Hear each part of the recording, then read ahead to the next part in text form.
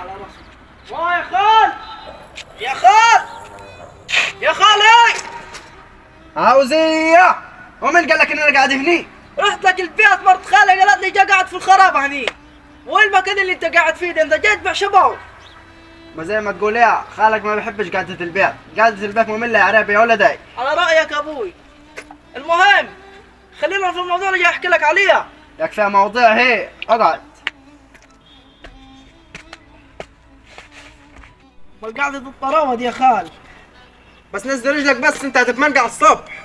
المهم انا جاي في موضوع حياة او موت. او موت. يبقى انت حتى على صايرة ومحتاج خالك يصرفها لك. يا ابو اثار مين يا خالي اللي انت بتحكي عليها؟ برضه لو طلعت اثار كنت جيت ولا سالت فيك. ما انا عارفك فيك رجل الرداوة. ما ليه؟ الموضوع دي لو ما تمش امي ممكن يجرى لها حاجه وتخش في سين وجيم.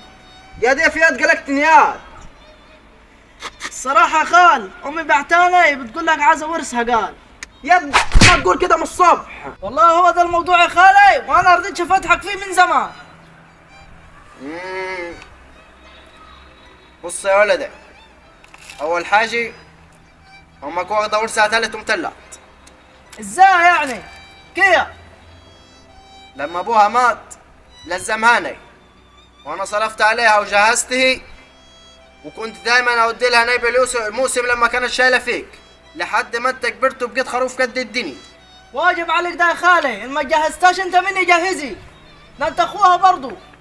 وانت جيت معايا في نصاص الليله تسقي القصب. هو يا ما كانتش تخدمك انت ومرتك لحد ما اتجوزت، جاي دلوقتي تقول لي مالكش ورث عندي. يعني عايزين انت دلوقتي؟ عايز ورث امك. مش بنورث حريم نحن، واعلى ما في خيلك اركبوا. والله يا خالاتي حبسك.